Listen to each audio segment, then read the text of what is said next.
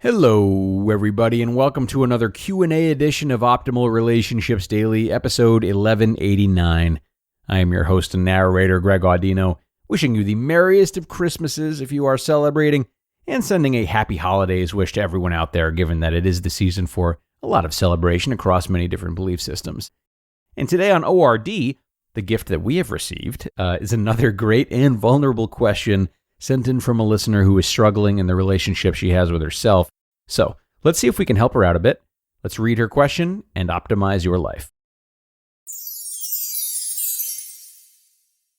Marijuana has taken over my life. I've smoked throughout my university experience, and it's still stuck with me until now, around 5 years. My morning routine is brilliant. I get things done up until around 2 or 3 p.m. After that, I pretend like the day is over. I end up being unproductive, bored, and instead of working out, I reach for a smoke. I use my last money to feed my addiction, and while being well aware of this, I'm still struggling to cut it out of my life. Do you have any advice or recommendations for the discipline in my case?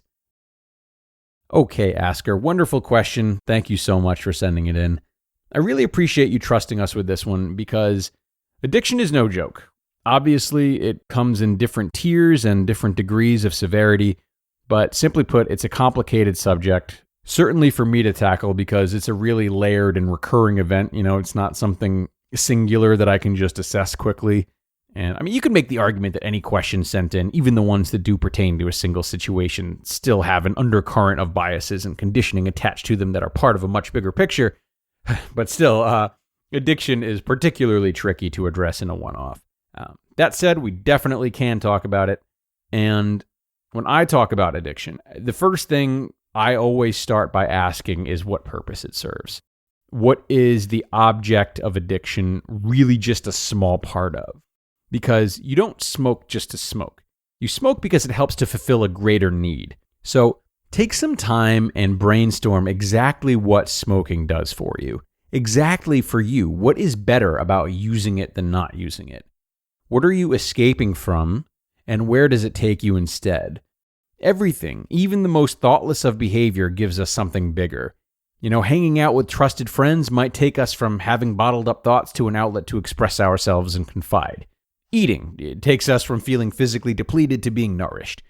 Now, we could have a conversation about the role that genetics play in addiction, but what I'm trying to say is that no addiction is there by coincidence, though it can often feel that way if it's become commonplace after so many years of thoughtless indulgence.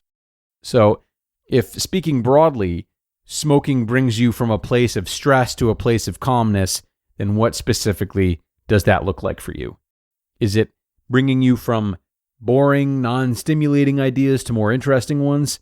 You mentioned that you reach for a smoke when you're bored. Could this be bred of some resistance to boredom, and maybe what you feel that says about you or a certain restlessness that you might possess? Is it bringing you from physical pain to physical bliss?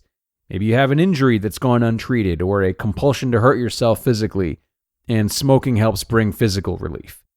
Is it bringing you from loneliness to connection? Maybe your social circle is filled predominantly with people who value smoking, and part of you doesn't feel included unless you partake, or there just isn't a cycle of new things to try or challenges to smoking within your circle. And is it bringing you from having to deal with a certain conflict or dilemma to getting a chance to avoid it? Maybe you're looking to avoid another emotional type of labor, especially if you complete a lot in the morning and are exhausted by the afternoon. Right? So maybe having to have a tough conversation or make a big decision feels like too much by then. And smoking gives you a chance to escape that. These are just some ideas that commonly fall under the pleasures of marijuana. Maybe they don't apply to you directly. Maybe a variation of them does, or maybe one of them is spot on. But spend some time thinking on them or entertaining other ideas that might hit closer to home. I promise there is something in there. The answer of what need it serves is there somewhere. So, look, the cycle of breaking an addiction can require time, meeting with a counselor, and like I said, needs more of an ongoing approach than an advice column. That said, it doesn't help to think of it as one big mission. That would be another stressor. Overcoming addiction is indeed a step-by-step, one-at-a-time thing that can be overcome in small, regular steps. It's not this one big plague to overcome all at once. If you would like to hear more of my thoughts on addiction, I once took a similar question to this on Optimal Living Advice. That would be episode 253 if you want to listen to that, which has some slightly different ideas about it, being that it was a different question.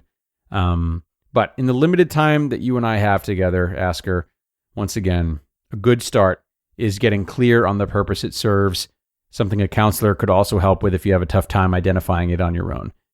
And from there, the process turns into seeking alternative, healthier sources that can help you fulfill that need, that greater purpose. Sources that can slowly but surely replace smoking. And while that transition happens, it's also a good practice to not judge yourself for smoking. Relying on marijuana doesn't mean something is wrong with you. Again, it means that you're trying to fill a much bigger need that likely means a lot to you.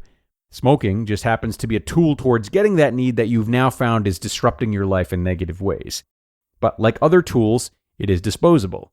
You can replace smoking. It's not the only way to acquire what you're really looking for. ORD listeners, if you're here, then you're as excited as I am that mental health is becoming not only more talked about, but that there are so many more resources for those in need. And one of the best resources available is our sponsor, Noom Mood.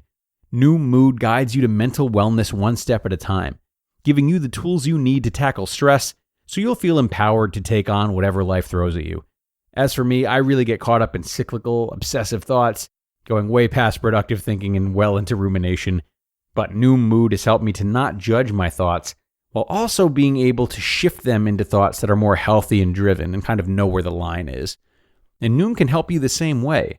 Because you're bigger than your troubles, you're capable of adapting more than you think, and Noom's behavior change experts know that.